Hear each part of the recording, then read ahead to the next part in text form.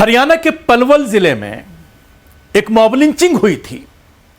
इस मामले में जितने भी आरोपी थे वो सलाखों के पीछे थे, लेकिन इस मामले में Punjab and Haryana high court में जमानत याचिका लगाई गई थी, जिसको अपोज करने के लिए मौलाना महमूद मदनी की तंजीम जमीयत उलमा हिंद के जरिए वकीलों की एक टीम कोर्ट में खड़ी की गई और एक बड़ी कामयाबी उनको हाथ लगी। इस मॉब लिंचिंग के जो आरोपी हैं उनकी जमानत खारिज करवाने में जमीयत के वकीलों ने कोर्ट में जिरह की और उसमें वो कामयाब रहे।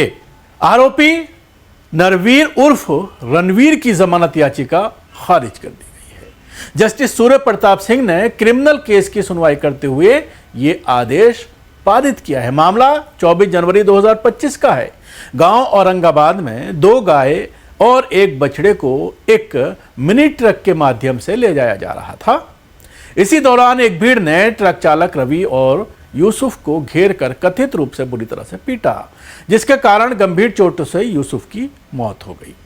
इस मामले में थाना मुंडकी जिला पलवल में एफआईआर दर्ज की गई और 9 आरोपी नामजद हैं और सभी के सभी न्यायिक हिरासत में हैं।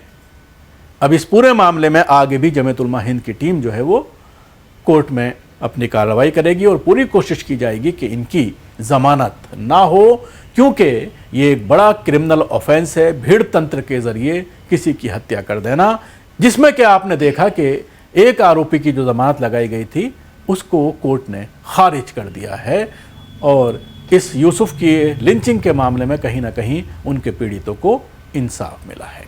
आरोपी रणवीर ने बीएनएसएस की धारा 483 के तहत हाईकोर्ट में जमानत याचिका दायर की थी। बचाव पक्ष की ओर से दलील दी गई थी कि आरोपी का नाम एफआईआर में शामिल नहीं है और सीसीटीवी फुटेज में भी उसकी मौजूदगी दिखाई नहीं देती है, लेकिन वह सीधे तौर पर मारपीट में शामिल नहीं दिखता।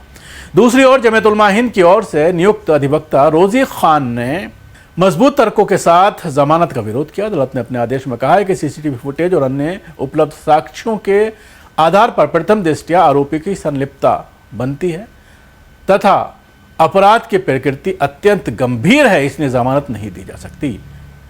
मामला इस समय जिला और सत्र न्यायालय पलवल में विचाराधीन है और गवाही का दौर जारी है।